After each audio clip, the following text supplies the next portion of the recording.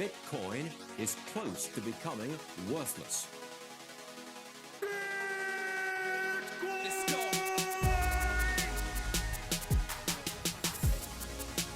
Now, what's the Bitcoin? Bitcoin's like rat poison. Yeah. Oh, The greatest scam in history.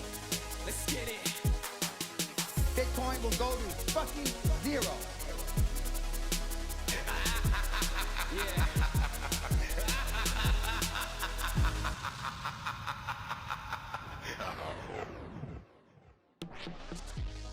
Alright, you ungovernable misfits.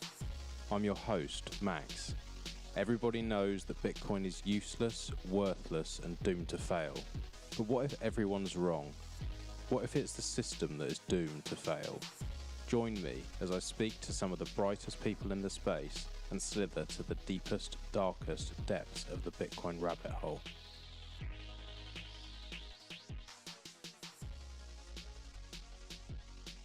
Welcome back to Ungovernable Misfits. Today's episode is another Confab episode. We might not actually be sat in a speakeasy, and it isn't actually Prohibition times, but it's starting to fucking feel like it. I sat down with Zelko and Diverter. Diverter was on the last Confab episode, and since then, the Bitcoin world has changed in a big way. Anyone who listens to this show will know what I'm talking about. Anyone new to the show, I suggest you go back and listen to the #Free Samourai episode to get the rundown. But we dived into it. We talked about what's going on. We talked about the future of privacy in Bitcoin. And although things do look pretty bleak out there, there is hope. I always love having these guys on. It's great to chat to them, and I think you're going to really enjoy this one. Most importantly, since recording this episode, there is now a way to donate to Samourai and TDev. It's important, and we get into it in the episode, so I won't blab on now, but if there ever was a fight for privacy and freedom in the Bitcoin world, it's today. You can look in the show notes and there is a link. If anyone can't see it or has any problems or wants any help in donating to Samourai and TDev, you can reach out to me and I can point you in the right direction. I want to thank everyone who's been supporting the show with boosts in Fountain, Breeze, and all the other podcasting 2.0 apps. It's amazing to see. It really does help the show. It helps us pay for the editing. It helps us keep the website up and everything looking clean. And it's just amazing to see the support from you guys. So I really appreciate it. Thank you so much. I'm going to read some of the boosts. Black Coffee with the biggest baller boost, sending 200,000 sats, and either a fisting emoji or a fist in the air like a rock-on thing. Thank you, Black Coffee. Appreciate you, mate. Late Stage Hoddle with 55,555 sats, saying thank you both. Thank you. 8 Mithrandir, 17,777 sats. Your short list of guests just got 2 people shorter. You're not wrong, mate. This is obviously from the last episode that I recorded with Diverter, and I remember actually saying in there, there's very few people that I want to get back on the show. Samourai and TDev being 2 of them, and let's do what we can. We cover this a lot in this episode, but we're going to get them back. Fundamentals. Pin this episode. Diverter makes it really simple to understand the parameters of freedom. Protect that man. Fundamentals again. Pre-boost while I wait for all the gifts to load. Ungovernable Misfits plus Diverter equals good times. Ghost of Shagrack. Heart, heart, heart. Praying. Sad face, shitcoin, shitcoin. Camper says, refreshing discussion. Chad Farrow, great to hear Diverter back on the show. Wartime, great conversation, fire. Darthcoin, guys, why this podcast is named Ungovernable Misfits if you always go back to debate government laws. If you are ungovernable, that means you don't give a shit about government rules. You are sovereign individual that cannot be responsible for some bullshit written on a piece of paper by some dudes in suits. Read more. I'm not going to actually give you a website. I've looked through it. It's not helpful. To know the difference, watch more at, again, not going to share it. People can go on Fountain if they want to see it. To know what you are consenting. Well, Darthcoin, since you wrote that, two of the only people who were actually pushing for freedom in Bitcoin ended up in prison cells and are facing 25 years because of it. So know your enemy. I wouldn't LARP around just because you have a field somewhere with some trees around it and you think you're hard. You can not give a shit about the rules, and you can skirt around them as best you can, and you can do it in the smartest way. But pretending that you're hard and you're not scared of the government with all the guns and the ability to lock you in a cell is just fucking stupid and childish and not bright. So I would suggest that people know their enemy, think about things properly. Absolutely, you shouldn't be going along and you shouldn't be complying, but be smart. Pies. Yo, son, I'm ungovernable, bitch. And then there's a smiley face with a tongue out, strong arm, little face, beers, mushroom, mushroom, mushroom, rocket, rocket, rocket, sun, sun, sun, sun, sun, sun, sun, but like slowly going dark and then coming round again. Very nice pies.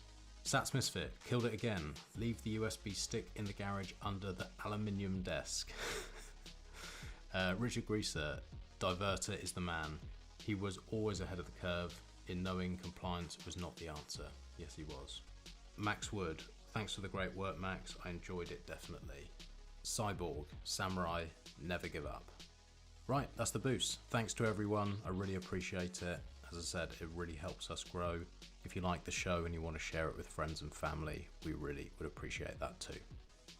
Before we jump in, I just want to say a big thank you to Foundation Devices. Foundation Devices keep this show going. We refuse to sell out to shitty sponsors. We only want to work with the best. And Foundation Devices are fully open source. They make beautiful hardware that works. Any fuckwit can use it and keep their Bitcoin secure. It really is so simple, and you can set this up with their companion app Envoy with very, very easy to use labeling. You can also pair this with my favorite desktop wallet, Sparrow.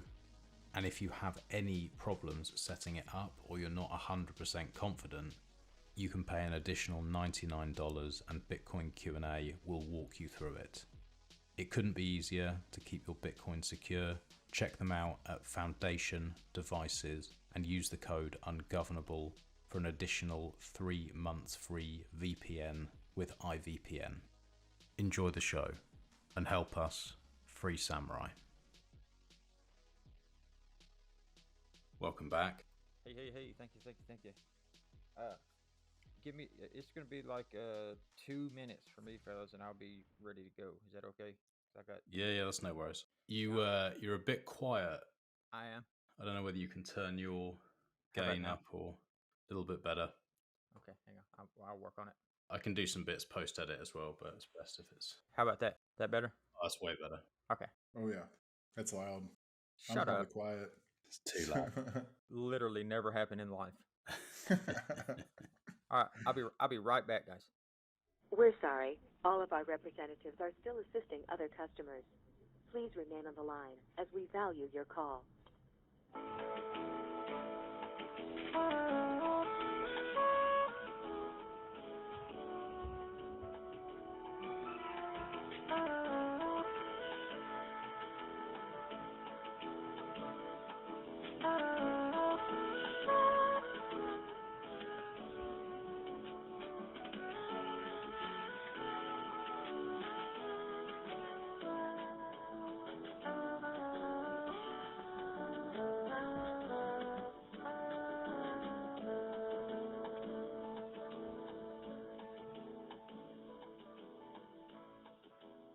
That better be fucking Diverter, man.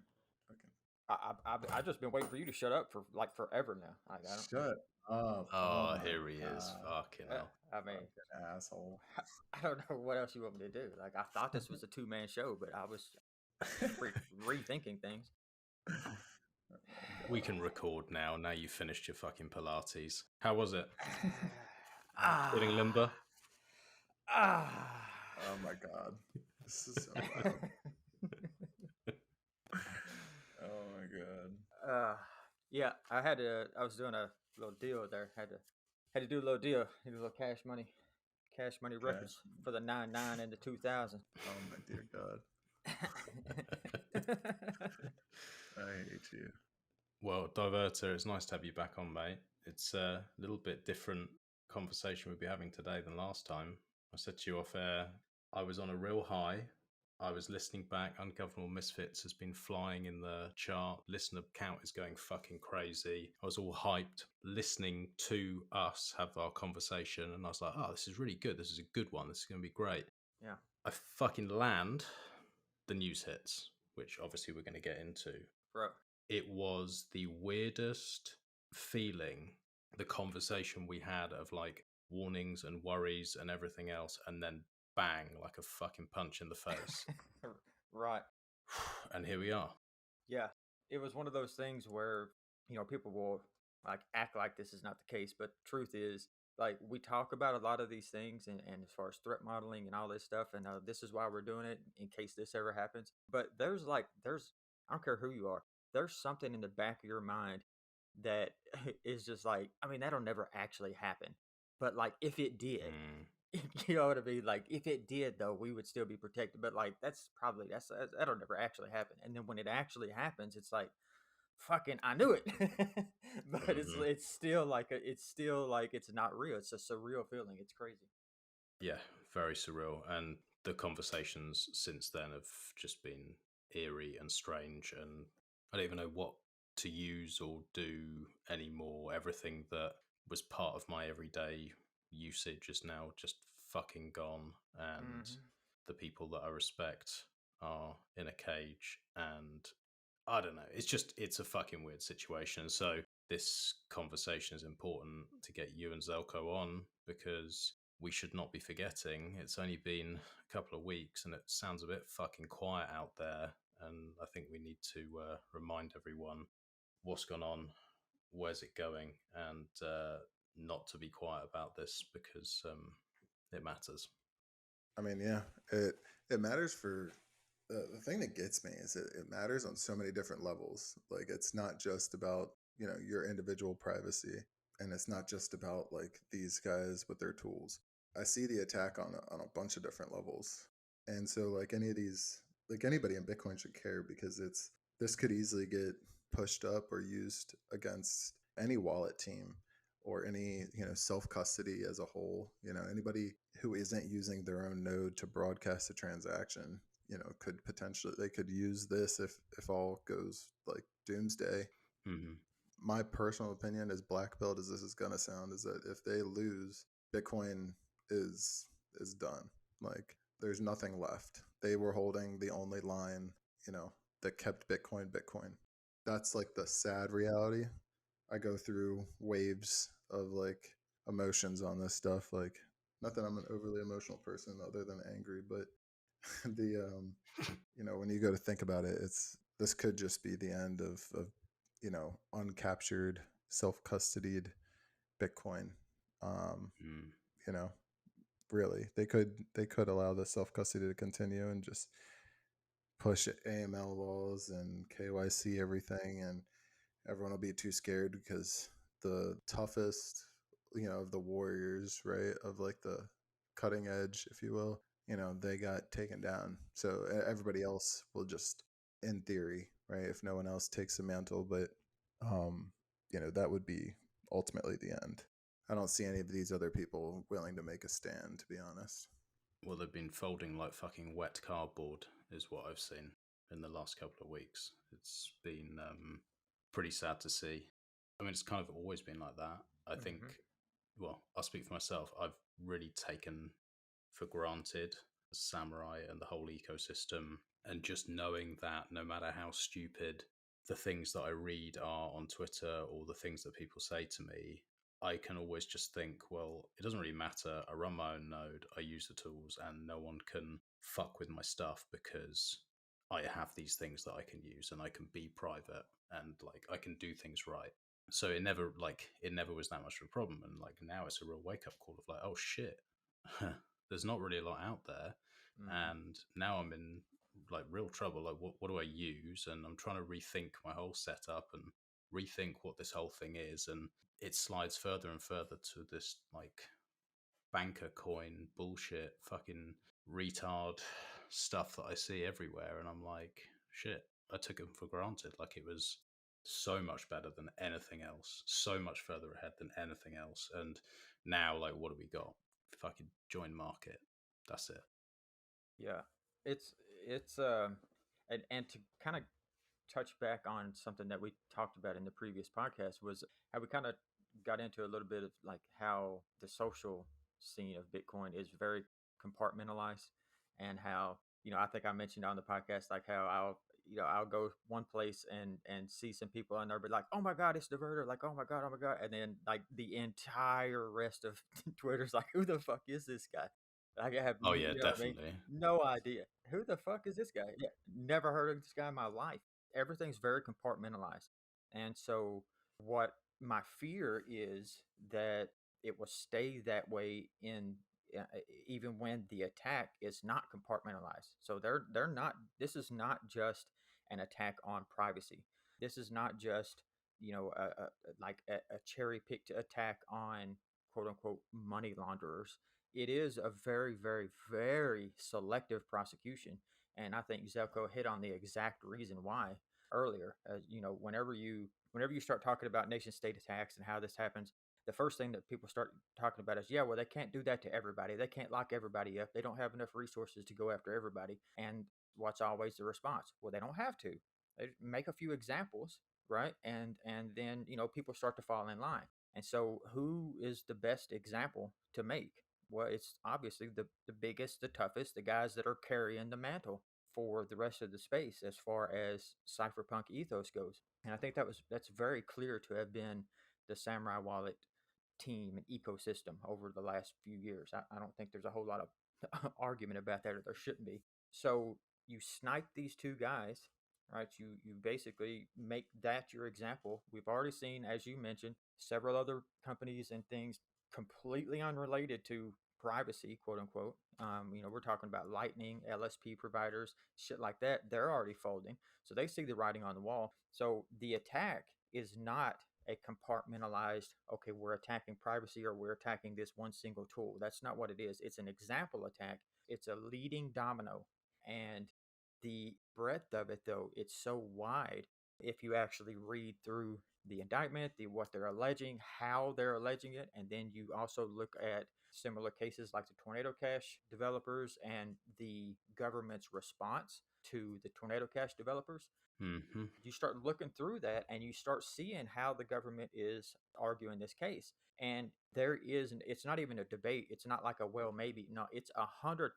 They're saying that if you are not running your own, like if in every single wallet that does not do non-custodial whatever, if they are like a collection of people which they can deem a quote unquote enterprise. So if this is an enterprise that was created in order to run a non-custodial wallet, and you know, not to, I won't name names, but you can think of a bunch of different names of wallet teams right now in the space. Yeah. All those, if they didn't require you to do KYC AML, according to the government's arguments, especially in the Tornado Cash response, this is where a big part of that's coming from, because it's very similar.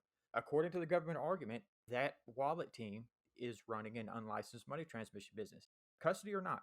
I mean, it's black and white in the argument. They said custody does not matter. So, point I'm getting at is we are very socially compartmentalized on Twitter, but the enemy, the adversary, is attacking at multiple different angles, a very widespread attack. And I just want to make sure, or try my best anyway, to make sure that this fight and the understanding of what's going on makes it outside of our little bubble that normally we only stay in. You know, we all know about all the tools and all the fights and all the arguments and all the privacy stuff. Like, we all know all that. But outside, they don't give a shit. They don't know anything about it. And so I want to make sure, A, that they know about it.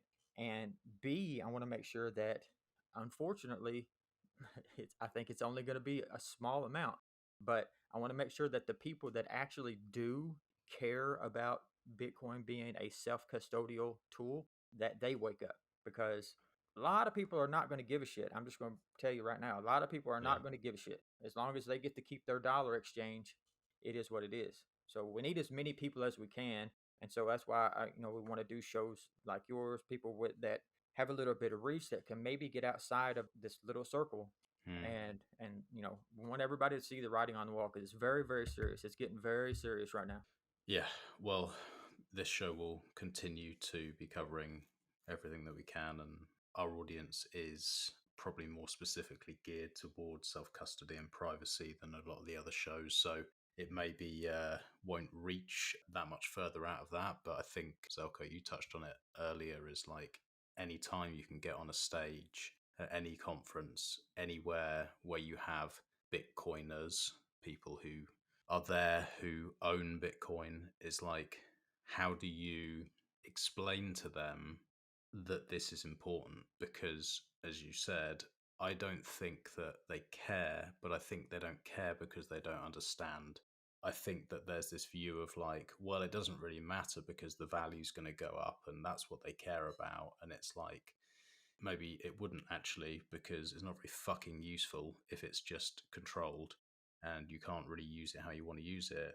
And B, that's not really what this thing is supposed to be about. And so it's like, how do you cut that message through to them so that they start actually caring and worrying about protecting what they have or think they have? Well, yeah. And the funny thing is that a lot of these people, like the argument for the longest time, it used to be about KYC, buying KYC or not. But, with the principle being your identity linked to your Bitcoin, which is the ultimate goal, right, of the state. They want to know where all these coins come from, go, and everything else. And the old, like, counter about no KYC versus KYC was that they would be like, oh, well, we'll just hodl until the IRS is dead. This isn't like, yeah, be like this. That doesn't work. Like, that doesn't work, because the moment that they get somebody, I mean, they went after Roger Ver for his Bitcoin, like, for tax evasion, right? So like, people can hate him all they want, but I mean, like, that could be anybody, you know what I mean? And it's that mentality that I think is where people really need to, like, wake up. People need to wake up to what the real threat is and what is it going to mean. What is Bitcoin if you can't properly self-custody, or you can't make, censorship resistant peer-to-peer transactions with anybody around the world? What does that look like, right? Like, what is Bitcoin if you can't do that stuff without being, synonymous and using it like cash? And for all those people that never used it, like, I get it. Like, I think we all started that way, but ultimately, right, whether it's you didn't want to pay a bunch of taxes, or you didn't want, you don't want to pay that capital gains, but ultimately this just becomes a stock, right? This just becomes something to speculate over and try to make money. And like, every podcaster, every influencer, every fucking wallet person, everyone that built anything in this ecosystem, whether it's layer 1, layer 2, fucking, I don't care. Everybody should be concerned, because none of those tools matter if you're not able to make censorship-free transactions. If you don't have privacy, like even basic privacy, basic transactional privacy, this is like it's different than, spending something with a credit card. If I use a credit card, or if I use a debit card and I buy something, right? That, whatever I buy, right? Like, that company can't see how much money I had prior to that. Can't see how much was in the account. Bitcoin can do that, right? Bitcoin has that. So you're talking about having less privacy than in the fiat system, minus cash, right? Obviously, cash is king. But that's just basics. Like, at that point, why would you even use Bitcoin? Why would any of those tools matter if you can't do basics, I said for years, and I've made several tweets of the same thing. Like, if the goal, like, if it's just about the USD exchange rate, honestly, like, a lot of people I felt like should have just been buying like S&P 500 call options, like a long expiration S&P 500 call options, and just be done with it, because you're gonna get a lot of the same action out of it, honestly, and you're not really looking for anything. But now that the ETF is out, well, there's really no reason for people to buy Bitcoin if they are just looking for price exposure. And so I think there's a really good chance that a lot of people, that if these cases are lost and this trajectory continues on, where I don't know how anybody can look at it and think it's anything other than an attack on self-custody and, private transacting. I mean, that's what it is, obviously. So you got to think then, if that's what it is, why are they doing that? What's the goal? What's the end goal? So, I mean, you don't have to be a genius to figure this stuff out. I am far from one. I'm, a knuckle dragger like the vast majority of the rest of us, but I can see that. And so, if that's the case, a lot of people, when they see that and legal threats start happening, and then they turn around while they're scrolling through Twitter on their phone, at the house, and they see these, oh my God, they arrested these guys. Like, no, they're actually in jail, and they turn around and look at your family and your children sitting there and your wife that depends on you, or I don't know, probably a lot of people got husbands, but whenever you're look there, then it'll be like, okay, well, yeah, I can't take that chance. I can't take that chance. All I wanted was to try to make some money. Fuck that. Okay, so boom, I'm selling it back. I can buy an ETF and I get my price exposure. Like, what's the problem? I don't have to worry about any of this. So a lot of people, like, really and truly don't give a shit, and that's why the message doesn't propagate further than what it was, because people, they don't care. It's not what they're here for. These are the sailor types. The sailors types literally argue against using Bitcoin as any sort of medium of exchange. It's a negative to them. So, it's all this stuff is very clear. And the problem is just that, for me anyway, I just can't, I refuse to just turn around now and walk away and just throw my hands up and say, well, we gave it a shot. And just be like, well, fuck it. And, hope these guys, hope for the best for them, for these guys that are locked up, that are now going to be, facing a quarter century in a federal prison in the United States. Best of luck to you guys. I can't do that. Because I actually believe the things that I have said for years and been doing for years. Like, I really believe it. I believe in the power of this thing, Bitcoin, and how it can empower individuals and, give them the power to do the things that they want to on their own terms. I truly believe in it. So I don't want to walk away for that. But now you've got my friends in a cage. These guys are my friends, and I do not throw that word around lightly. So there's no way I can just, turn around and walk away now. So I want to get the message out to make sure that people understand this, and I want to make sure that these guys are not forgotten, because there was a lot of years and a lot of progress in the Bitcoin space happened because of this team specifically. And now, whether they did it or whether they inspired someone else to do it, or somebody else built off of their ideas, or whether they took somebody's ideas that was just an idea and they actually made it happen, which is what happened with several things. Like, the space was progressed an enormous amount with these guys. And so they deserve to be honored, not only just with being remembered, but they deserve for us to have their back in this fight now more than ever. I would say they actually created their own culture within the Bitcoin world.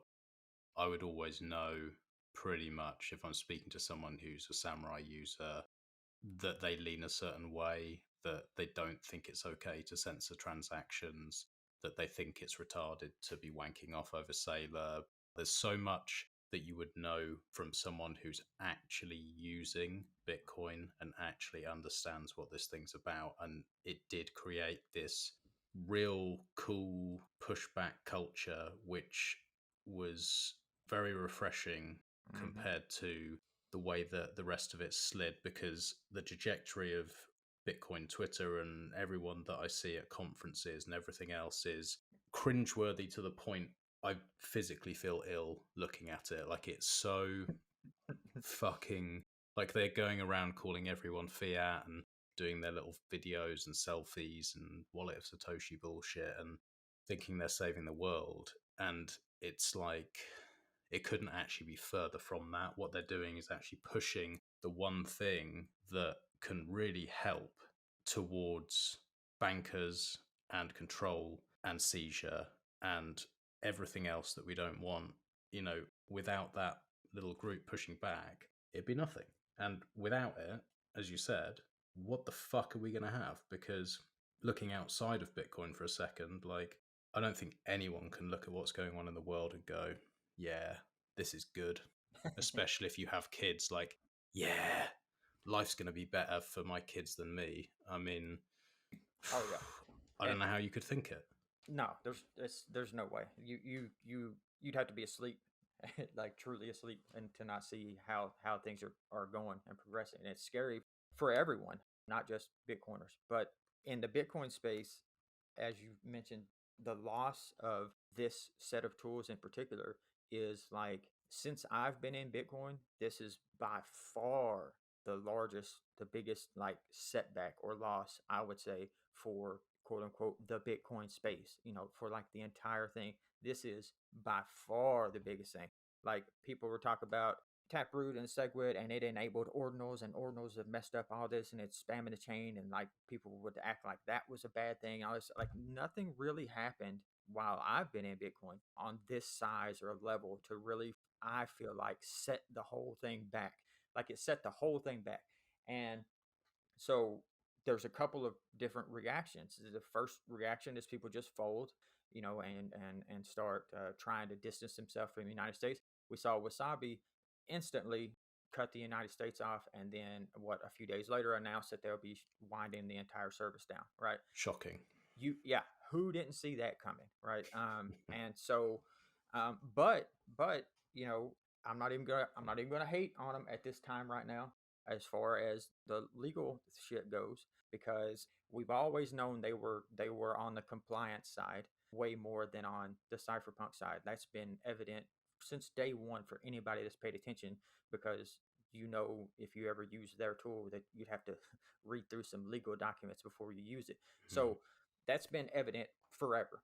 Nothing shocking there. So that's one option. And the Lightning providers, they shut down.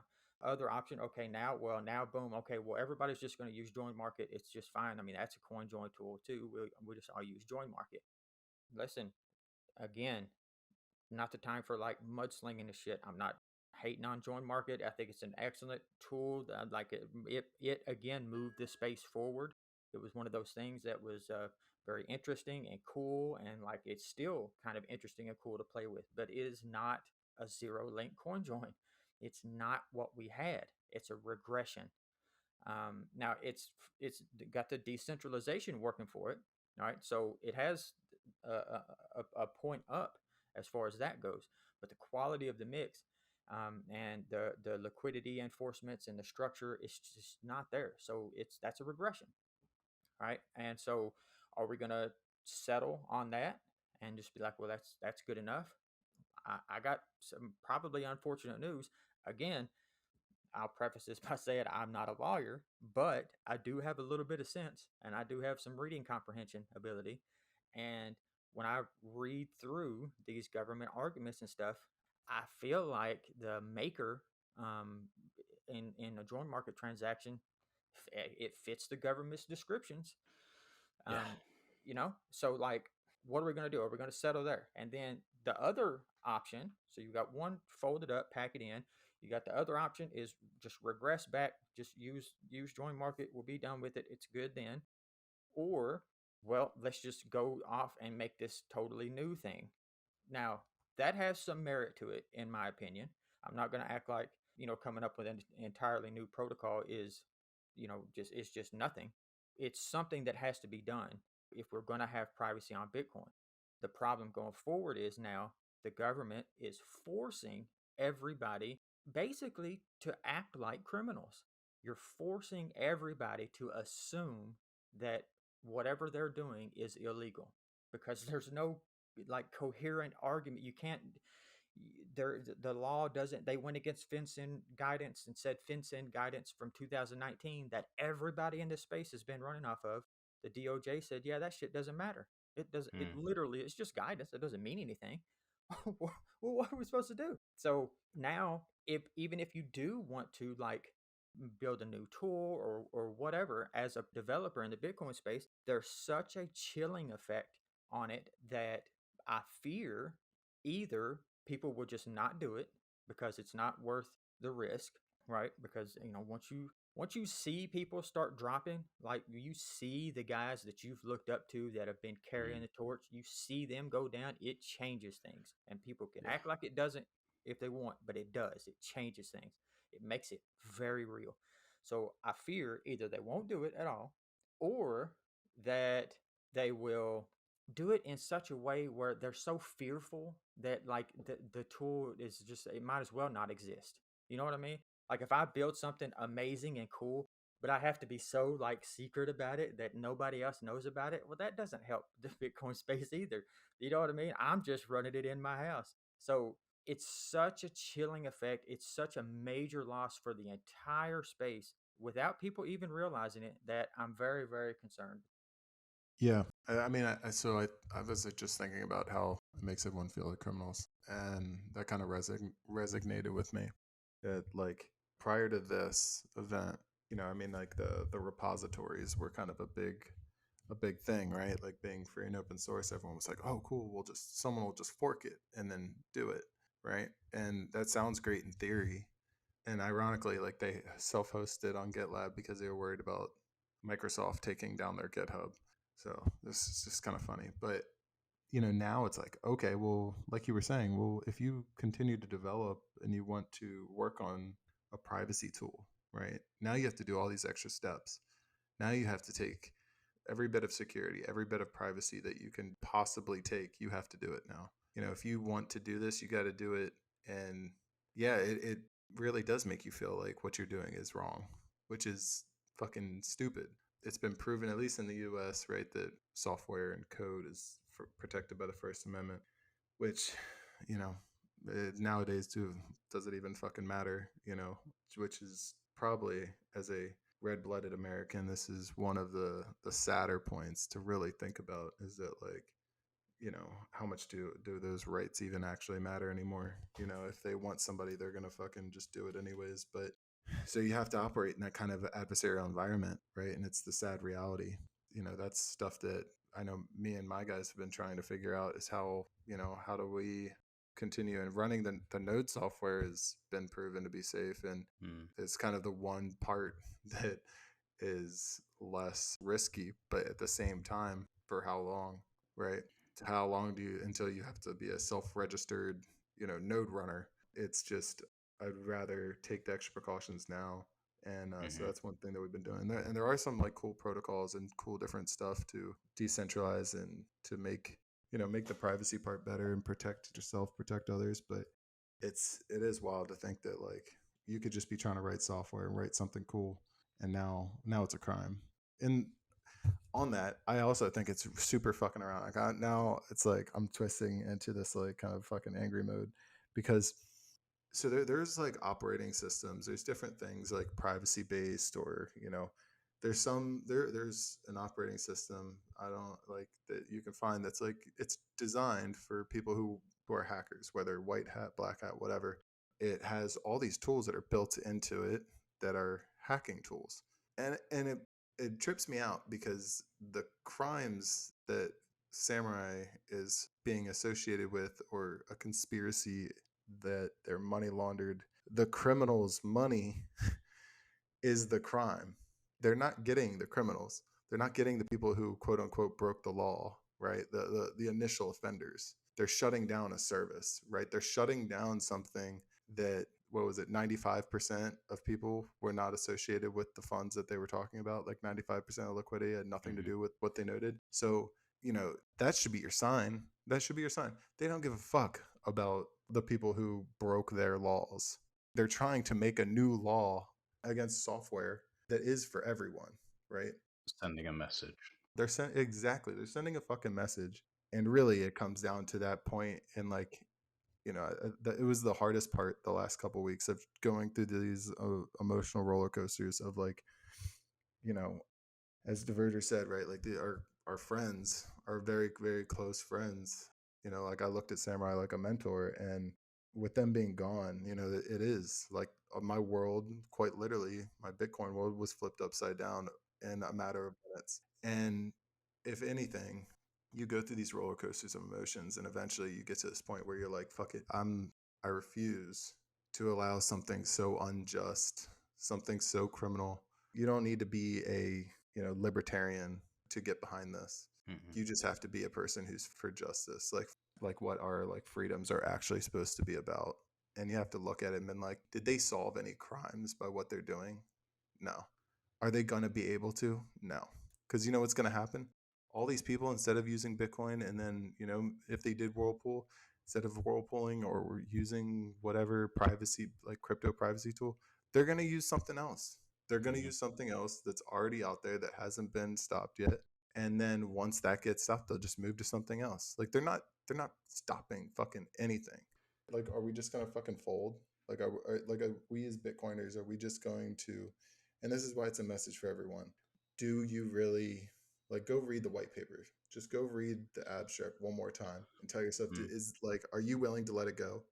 Are you willing to just say, you know what, that's not what it is anymore. Satoshi's, you know, like during this revolutionary technology, all the little buzzwords that the people have been parroting for the last fucking however many, what year are we in?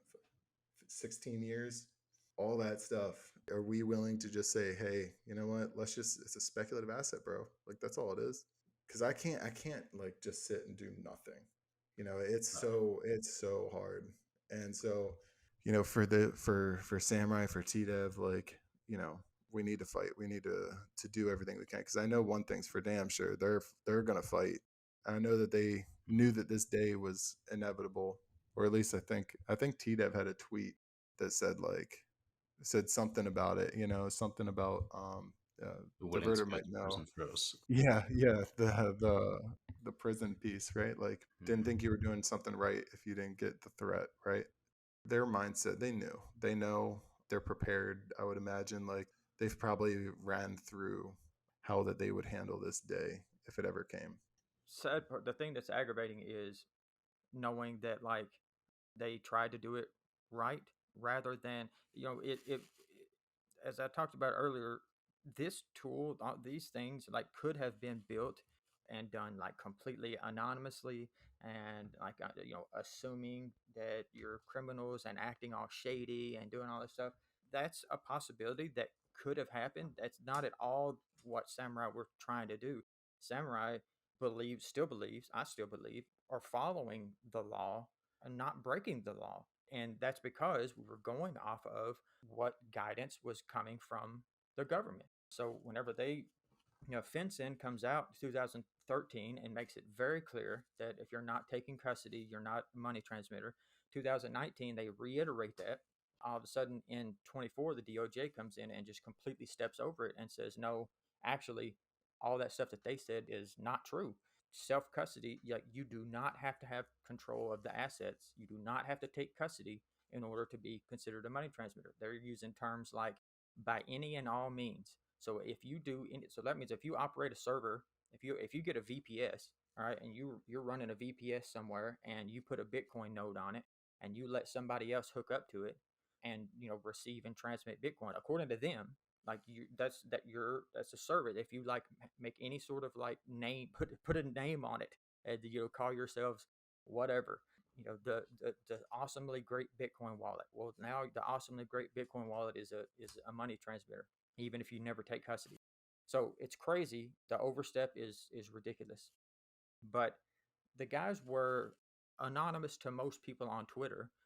You know, most people didn't know who these guys were, but, you know, there were plenty of people behind the scenes that knew who these guys were, because they weren't trying to build like an illegal, out of the back of the woods, like, you know, in the jungles of Panama company and, like, stay hidden forever and all that. That was not what was going on. They were following the law. And it had made, you can go back to several blog posts and podcasts and interviews and whatever you want, and you'll see them saying the same thing. Primarily Samourai, well, because TDev didn't do a lot of appearances, but primarily Samourai was saying the same thing over and over.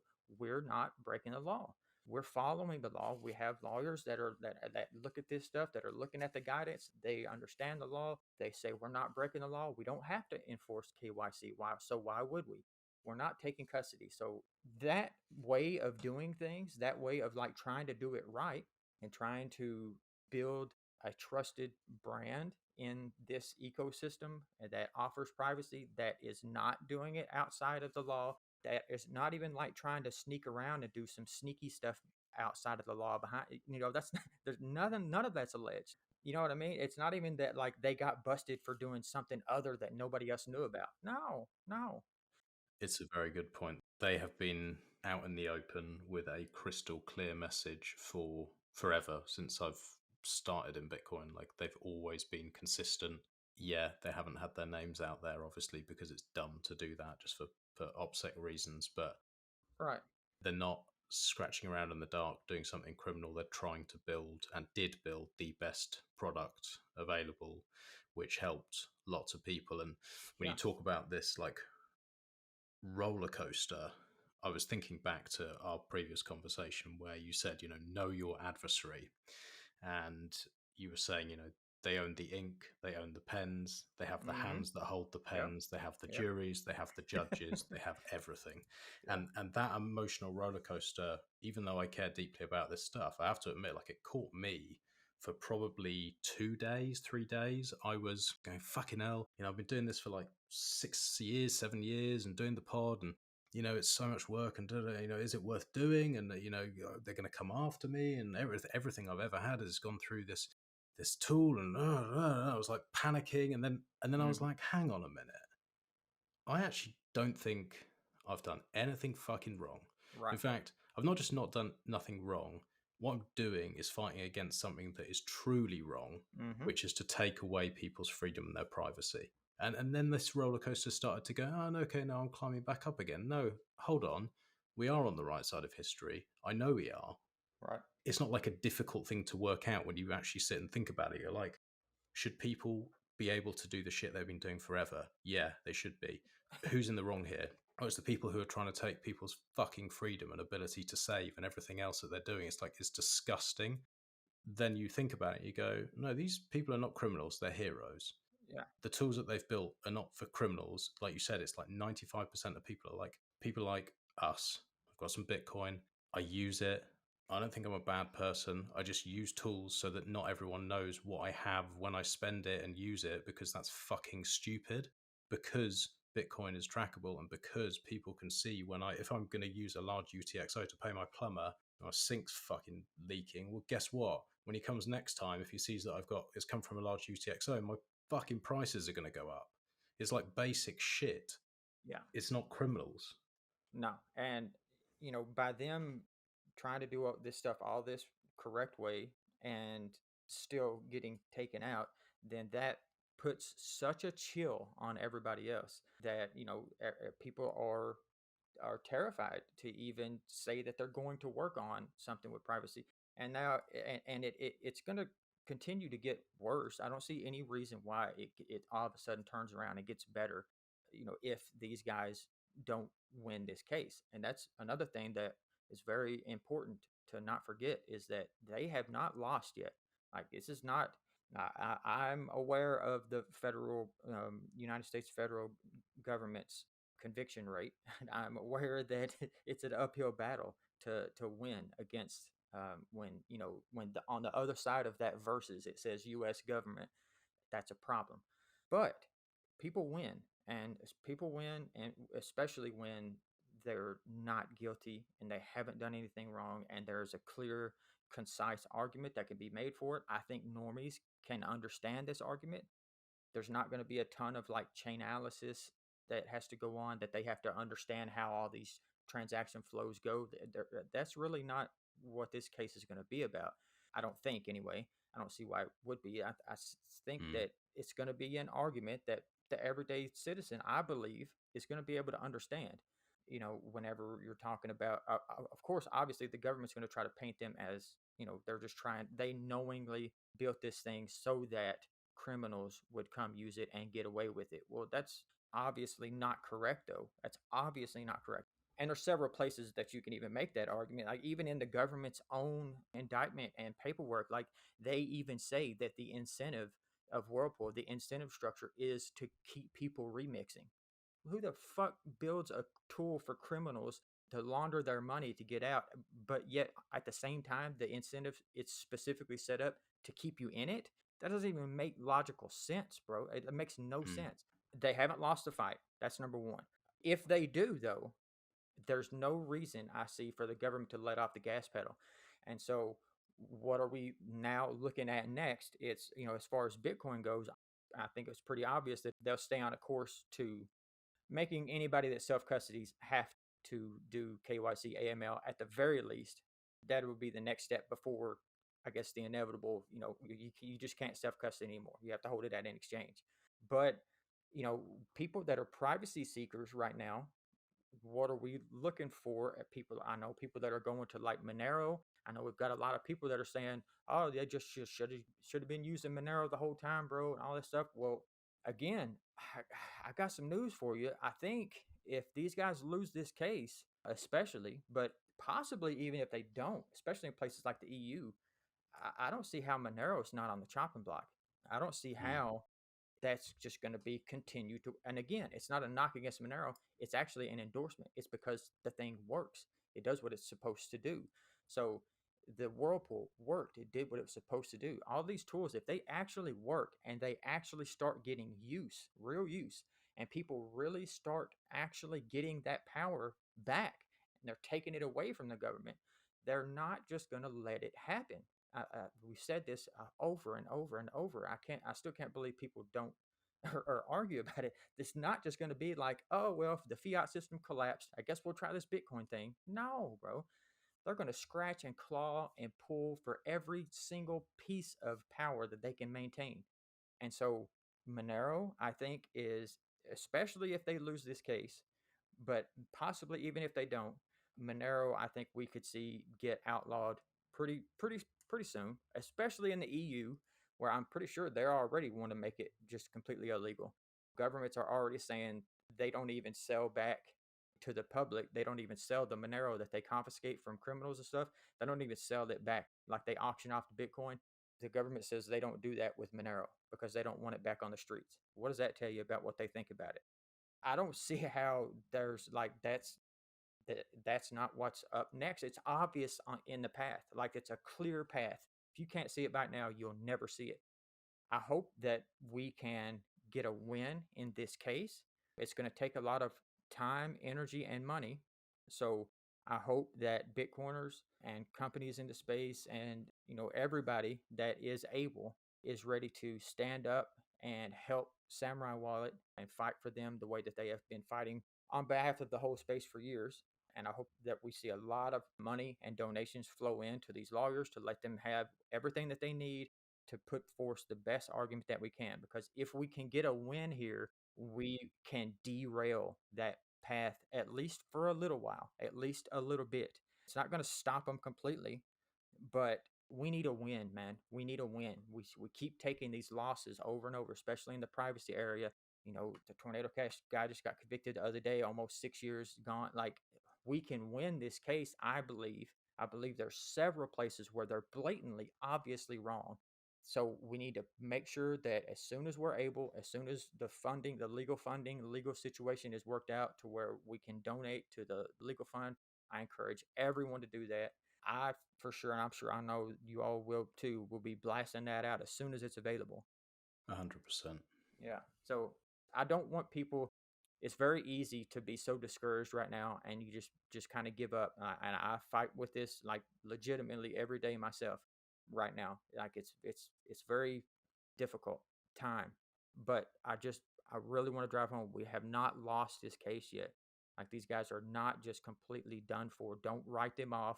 Don't just assume that it's done. Don't just forget about, Whirlpool and all the spending tools and all the stuff that they built. Like don't just walk on past it and assume that everything's dead now, because it's not.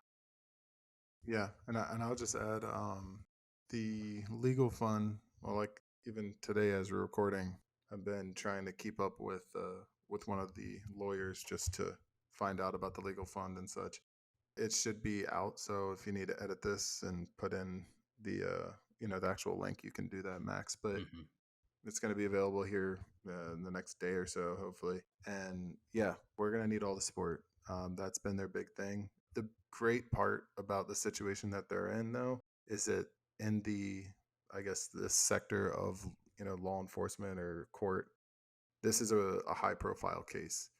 And so with high profile cases comes the best lawyers who want to come and take it and add it to their stuff. So they have a lot of really great options right now, but with great options obviously comes a lot of money. So for all those people who are out there and they're wondering, right, like what can you actually do? You know, if you valued any part of privacy, if you valued any part of any of the tools that they ever made, or even if you just looked at it afar and just said, like, I'm glad that they're doing something. And I know that they're out there because I've talked to people from completely opposite sides of the Bitcoin spectrum, if you will, you know, from KYC exchanges all the way to, you know, the guy who only hodls and puts it straight onto his hardware wallet. But they all come up and are always saying how much they appreciate everything, right? And they know they appreciate the tools that we're making. They haven't taken a step yet, but they appreciate everything. If you're even one of those people, take some time and like actually think about doing this, like do the donation, and it's going to be a legitimate defense fund, right? So you'd be able to write them off on your taxes and all that kind of fun stuff. But realistically, yeah, I mean, like, they're going to need it. They're going to need every ounce of this. And so, you know, this is the time. Like that's the move. If you don't know how to contribute, if you don't know what you want to do, you don't want to take the risk, like at a minimum, you know, try to give something. Not everyone is Bitcoin rich, or crypto rich, whatever you want to call it, right? Not everyone has a ton to give. And I'm in that boat, but I'm still going to be doing it, right? Like, we're going to be, even on the Ronin side, we're going to make sure that we build in something so that people can easily donate to them. Because, you know, as the Samourai community, that's what we do. We take care of each other. And I think that's another kind of point, right? Like, a lot of people became Samourai people, not because, you know, yeah, they had great tools, but the community was something special. It's something where, hey, this is the time. Like, we rally together, we fight together. All the battles that have been on Twitter and all that other stuff, but like, this is the time to take care of those who led the way for us. And ultimately, like, this is the attack on everything that we care about. This is it. So, and it's time, whether it's money or otherwise. Like, it's not over. I know they don't think it's over. Even if it's not money, if you're in that boat, doesn't mean do nothing. You can still share links. You can still talk to other people about it. You can still just remind everyone what this fight's about. And as you say, it's not lost. You know, I was thinking about it the other day. I was like, this must have been pretty similar to trying to outlaw encryption and everything that went on there. Like, it's a pretty similar kind of battle. It's a battle against privacy of citizens. And I'd imagine at the time they probably thought, fuck, how are we going to win this? We're going up against the government. How are we going to win this? Like, this is serious. This is over. But guess what? It wasn't. And the world's a better place for it. Right. Yeah. And even as bleak as it was, you know, those guys, you know, what did they do? They printed out encryption on T-shirts and in books and you know, wore it around. Like, they were actively, like, pushing back in the ways that they could. Now, there's, you know, it's very similar as far as like the ideals and the attack and all that. It's a little bit different in the actual, you know, what can we do? Because you don't want to do something super silly right now, especially, and just all of a sudden now you're like trying to push back by doing something that they are deciding is illegal at the time. Like, if you can't tell, this very clearly to me is legislation through prosecution. So all they're doing basically is just circumventing the legislative process in the United States. So instead of going through the whole process like they should have to in order to make things a law, or, you know, whatever, basically just overstepping it, going to get an arrest on these guys, try to get them prosecuted, and then that will set the precedent, legally speaking, and it's essentially just a route around. So I think that's very clear, but that's also what makes it right now such a dangerous time, is because literally the DOJ is overstepping fence in and blatantly saying that basically they don't care that they are. Like, that doesn't mean anything. So when you've got these government agents that now DOJ overstep fence in, but if you look at FATFA, the FATF, the other unelected, you know, officials that just write guidance on whatever and call it whatever they want to call it, make whatever they want illegal, just again at the stroke of a pen. The DOJ actually kind of does fit in with the FATFA guidance, but nobody's been going off of FATFA guidance, especially in the United States. It's been off of the fence-in guidance, which doesn't match. So nothing matches up. Everything, and that's on purpose. Everything's done like this purposely. So the point is, people shouldn't fall victim to believing that It's just because these guys were particularly bad or were doing something particularly wrong. It's not because of anything really other than this is a selective prosecution so that it can set a precedent, chill the rest of the industry, let Bitcoin continue to be more and more quote unquote legitimized, right? It's more and more integrated into the financial system, into the legacy financial system. Like they're slowly and methodically, step by step, just taking Bitcoin apart. They're deconstructing everything that makes it anything that's special. And so that's what this is. It's not that these guys were, just because they had some spicy tweets on Twitter, as I've said in a previous tweet, you only do that, you only like run your mouth like that when you're not breaking the law. You know what I mean? That's like one of those old sayings or whatever that I always used to hear growing up was you want to make sure that you don't break the law when you're breaking the law. And so basically what that meant was when you're doing something that like skirts on the edge of what people would consider legal, and that's kind of what Samurai, like it was legal, but we're skirting right on that line and purposefully because this is legal. When you're doing that, don't also jaywalk. Right? You don't jaywalk while you're doing this stuff. Don't do something silly that gives them an in. So Samurai, saying some spicy things on Twitter and saying, they'll never do KYC and it's an attack and people are welcome to use the service. All those things would only be said by people that truly and really believe they're not doing anything wrong. You can't. You can't come get me. You know what I mean? If you're actually like a criminal doing some shit, doing some wrong shit, like you're not on there running your mouth and doing all that, you know. So that's another thing. Like don't let the narratives that are going to float around, because there's going to be people, especially on, and I'm talking about in Bitcoin, there's going to be people like on the legacy side that are going to be like, well, this was always going to be illegal. I'd already told you about these guys, this whole mixing stuff, like you should never do that. Cunts, we call them in the UK. Basically. don't don't let them sway you into believing that, okay, yeah, actually it's just this one single company that these two guys in particular, because they were particularly exceptionally bad and did all this stuff exceptionally wrong. No, that's not what's happening.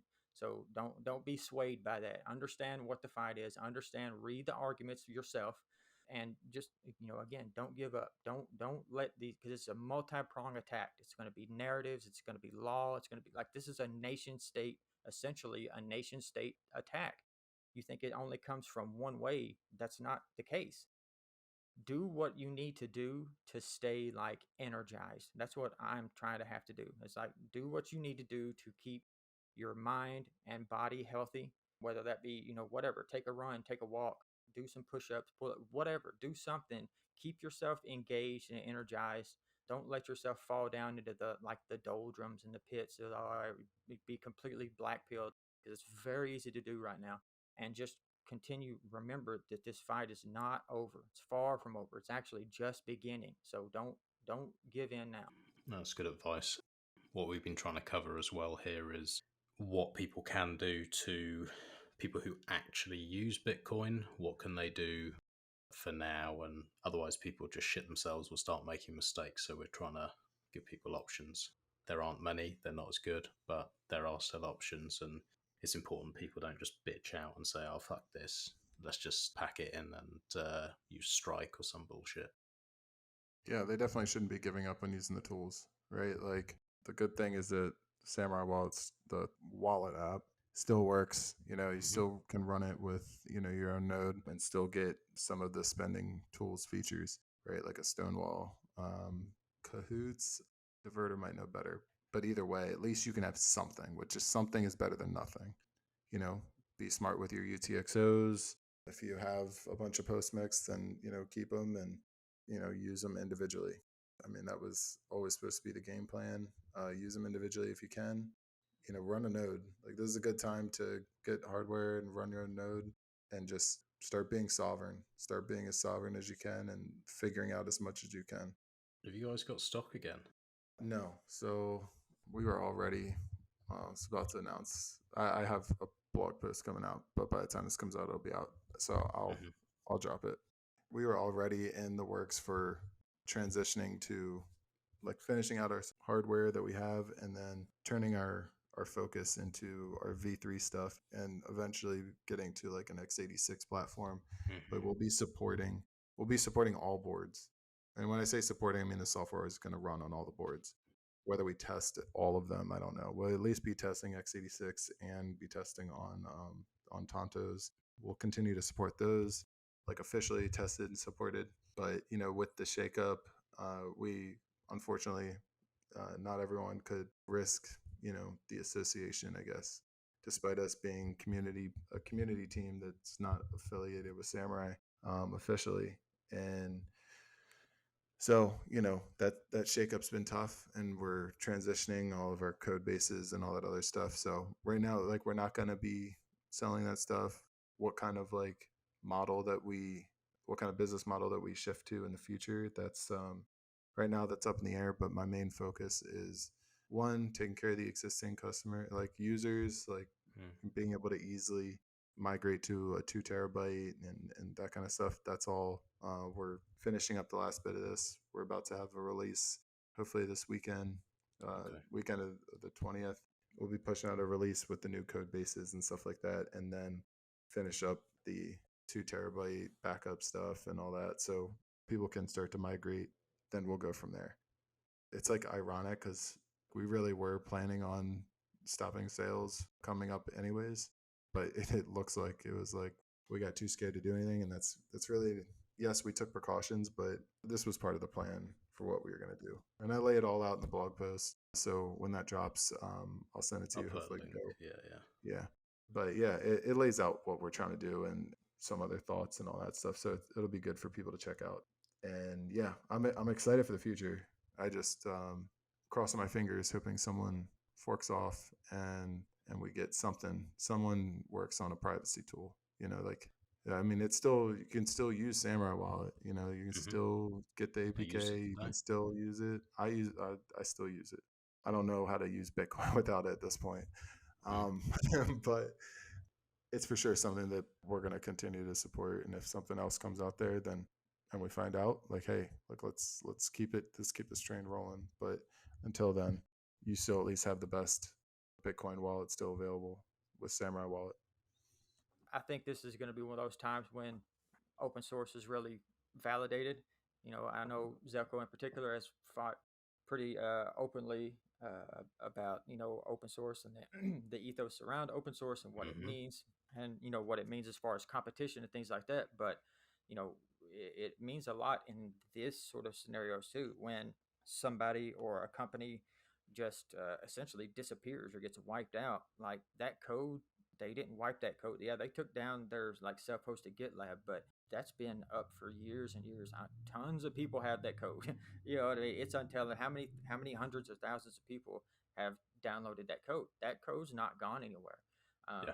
You know what I mean? And so open source is very important for a lot of different reasons, and not the least of which is one where even in an adversarial environment, tools can continue to exist in whatever form it may take.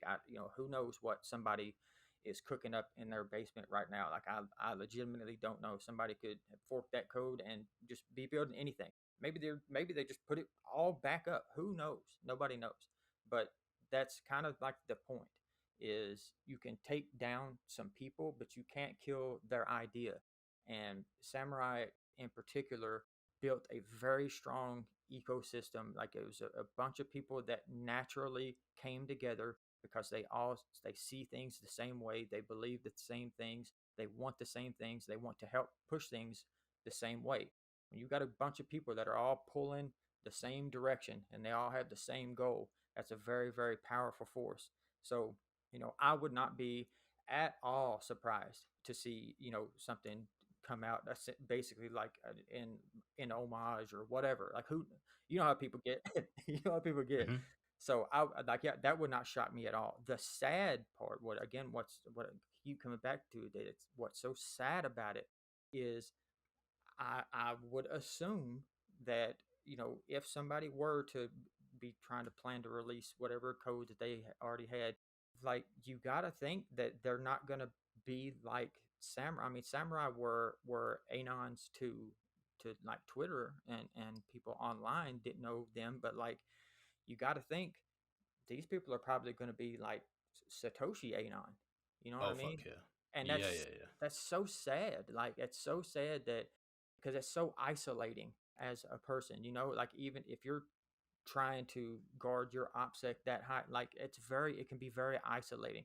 So I feel bad for just people and developers and people working for stuff in this space. I like legitimately feel bad that they're just getting like cold off and like separated and segregated from everybody else and isolated in their little bubbles. Creators who can't share what they're doing with other people, and yeah, Oh having to yeah, do it in the darkness. And yeah, it's going to go that way, obviously, with, well, it seems that way at the moment anyway, we'll see. But the other thing that I'm sort of like half jokingly was saying with Q&A yesterday when we were recording, as we were talking about this exact thing, is like, maybe there are some older people who have the cypherpunk values, who care about the future of their children, who care about this stuff deeply. Maybe they don't have that many years on the clock. Maybe they don't have that many months on the clock. And yeah, once you take away the threat of locking someone in a cage, if you say to someone, "Oh, you're going to do fucking 25 years," you're like, "Got 2 months, you can't. Good right. luck." Good luck getting more than a year out of me. So maybe that's an extreme case, but maybe there are people where the clock is running low and maybe they want to make a stand, and maybe they don't hide in the shadows. Maybe they come out publicly and say, "I've done this. It can't be stopped. Yeah. I'm going to die, and here's why I've done it." I hope. I mean, I hope that it happens. I really, really, really hope that it happens. And it's always, you know what? That's one thing I've been surprised about several times. Like it's always, to me anyway, it's kind of surprising who it is that does the thing. Like it's people that you'll never know, and then the people that you would have thought would do it are like, Mm. no, absolutely not. I would never. Yeah, Like, yeah, you yeah. know what I mean? But it's just some like random guy that maybe had popped into Telegram and asked a couple questions along the way.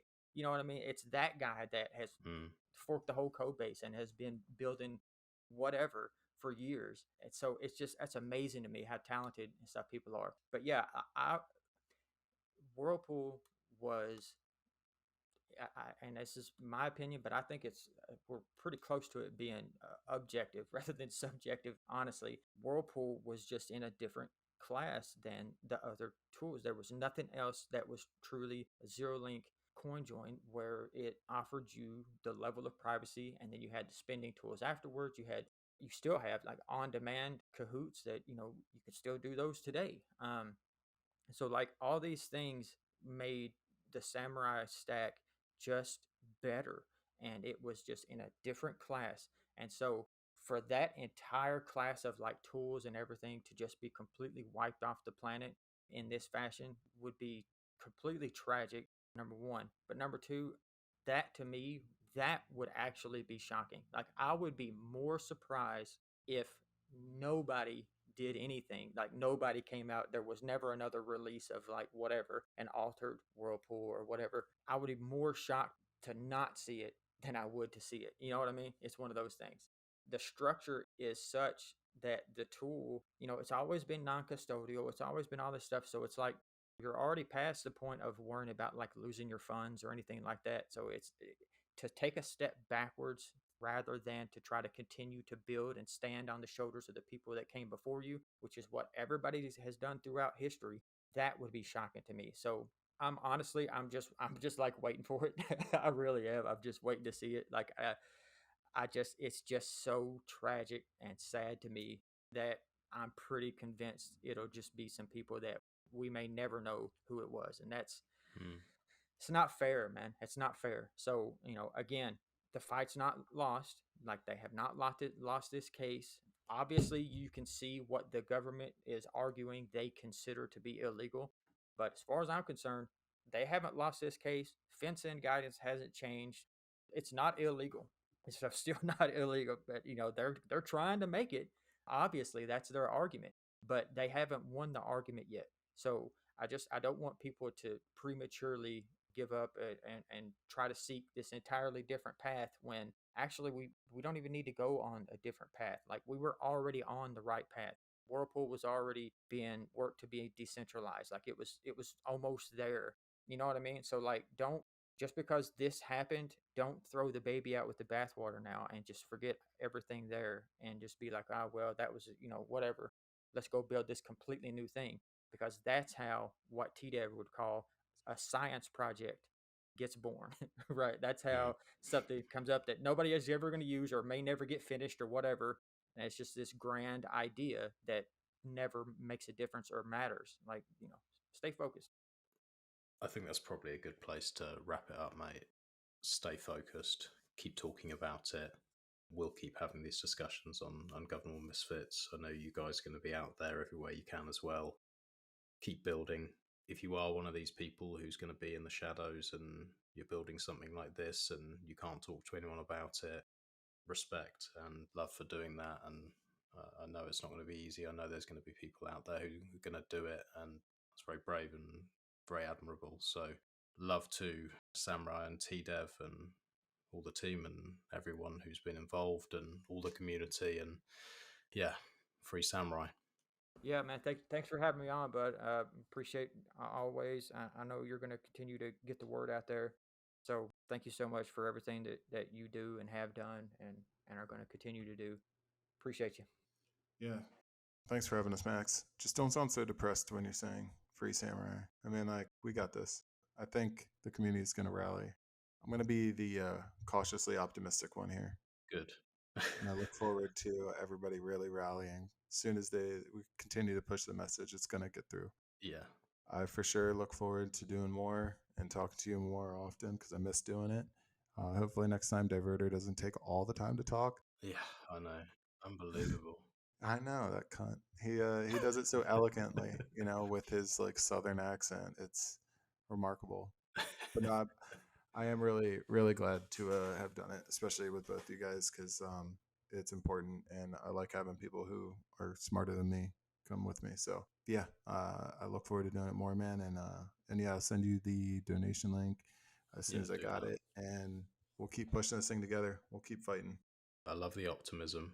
I'm going to hold on to that, and at some point, all three of us and TDev and Samourai, everyone else involved, we're going to have a few whiskeys and kick back and look back at this and know that we've won. At the end of the day, we are in the right to fight evil, to fight control, to fight all the bullshit that we don't want to see in the world. We're going to keep going. So yeah, I love the optimism, and we're not going to stop. Cheers, man. Yes, sir. Have a good one. Later, bro.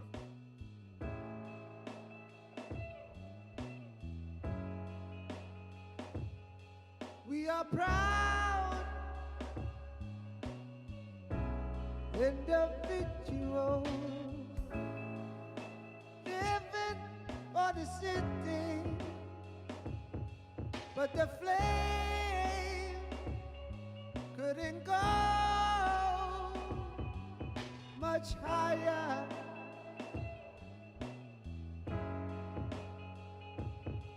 We find God and religions to paint us with salvation, but no one,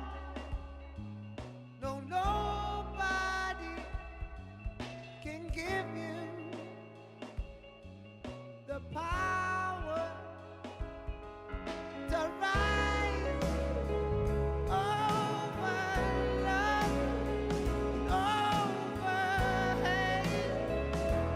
Through this iron sky that's fast becoming our mind, over free earth and into freedom.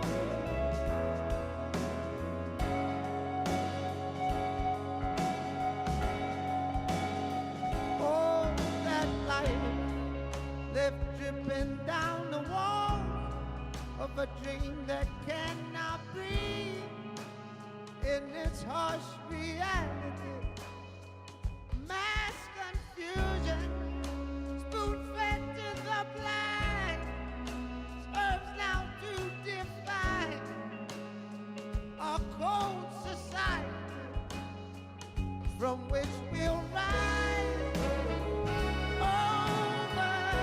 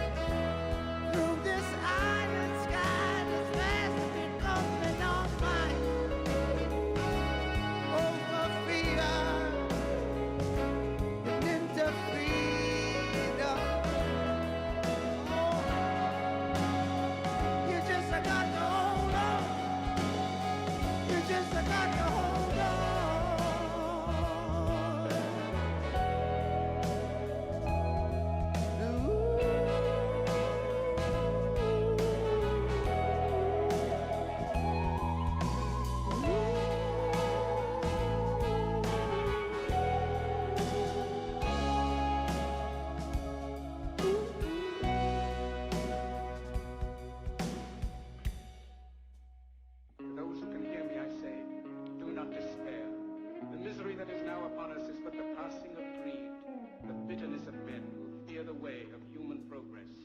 The hate of men will pass, and dictators die. And the power they took from the people will return to the people. And so long as men die, liberty will never perish. Don't give yourselves to these unnatural men, with machine minds and machine hearts. You are not machines, you are not cattle, you are men. You, the people, have the power to make this life free and beautiful, to make this life a wonderful adventure. Let us use that power. Let us all unite. I'm alright. Oh, my love, and oh, my head. Through this iron sky, this fast becoming all mine. Over freedom, into freedom, into freedom, from which we'll rise. Over love and overhead. Through this iron sky, this fast becoming all mine. Over freedom, into freedom,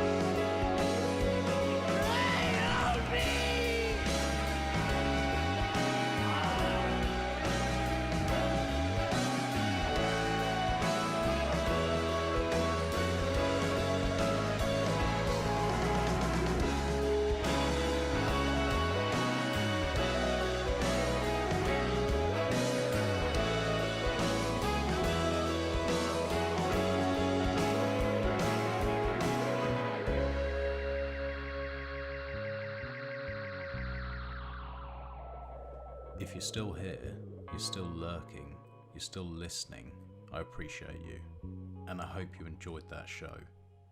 If you have any questions about the things we've discussed, you can reach out to me. If you enjoyed the show, please do share it with friends and family. And if you do nothing else today, even if it's for a few sats, please support Samourai and TDev. They have done a lot for this space. They've put their lives at risk to bring you privacy and freedom when no one else did. No one else wanted to stand in the firing line. This is incredibly important, so please donate, use the link below, and if you have any difficulty doing it, you can reach out and I will help you. Free Samourai.